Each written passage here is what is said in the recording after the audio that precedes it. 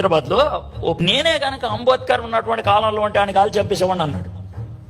ఆయన తీసుకెళ్లి జైల్లో కూడా పెట్టారు అనుకోండి. కాబట్టి ఎందుకన్నాడు అంటే ఆ మాట, అంబేద్కర్ ఏం చేశాడా మనకే, అంబేద్కర్ ఏం చేశాడు అని అన్నాడు. అంబేద్కర్ ఏం చేశాడు అని అన్నాడు అంటే అంబేద్కర్ చేసిన విషయాన్ని మర్చిపోయే ఒక జాతి వచ్చింది.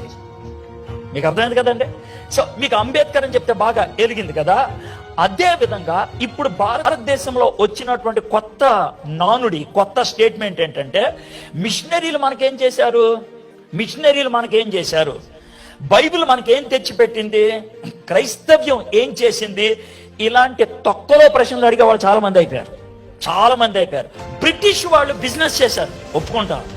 బ్రిటిష్ వాళ్ళు మోసం చేశారు, ఒప్పుకుంటాం. బ్రిటిష్ వాళ్ళు దోచుకున్నారు, ఒప్పుకుంటాం. కానీ మిషనరీస్ చేయలే పని. మిషనరీస్ భారతదేశానికి విద్యను ఇవ్వడానికి వచ్చారు, భారతదేశానికి ఆరోగ్యాన్ని ఇవ్వడానికి వచ్చారు.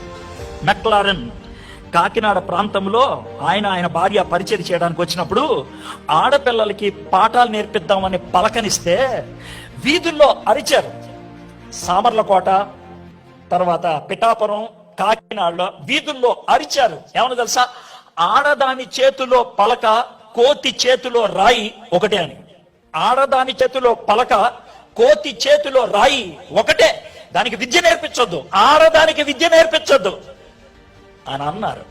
145 సంవత్సరాల క్రితం మెక్లారెన్ స్కూల్ కట్టారు. ఈరోజు దాన్ని ఎప్పుడు అమ్మేద్దామని ఎదురు చూస్తున్నారు. అది మనకున్నటువంటి దౌర్భాగ్య స్థితి.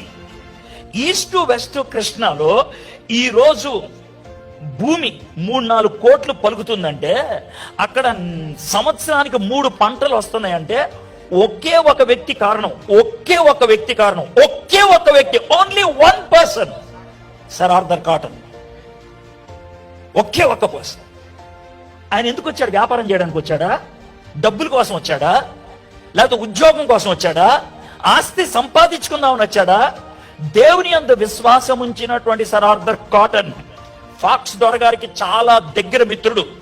10,000 మంది పనోళ్ళు ఉన్నా కూడా రోజు పొద్దున్నే ప్రార్థన చేయకుండా ఆయన పనిలోకి వెళ్ళేవాడు కాదు. అది కాదా మన భారతదేశం ఇచ్చింది? అది కాదా మిషనరీలు మనకి ఇచ్చింది? అది కాదా మనకి ఇచ్చింది? మిషనరీలు ఏమిచ్చారు అని అంటే ఏం చెప్తావు?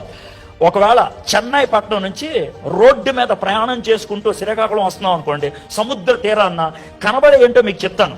చెన్నై నుంచి ఆంధ్రలోకి వచ్చారు. ఆంధ్రలో మొట్టమొదటి పెద్ద ఊరు సూళ్లూరుపేట. అక్కడ మీకు కనబడేది అతి పురాతనమైనటువంటి బ్యాప్టిస్ట్ చర్చ్. ఎవరు కట్టారు? బ్యాప్టిస్ట్ వాళ్ళు. బ్యాప్టిస్ట్ హాస్పిటల్ ఎవరు కట్టారు? బ్యాప్టిస్ట్ వాళ్ళు కట్టారు.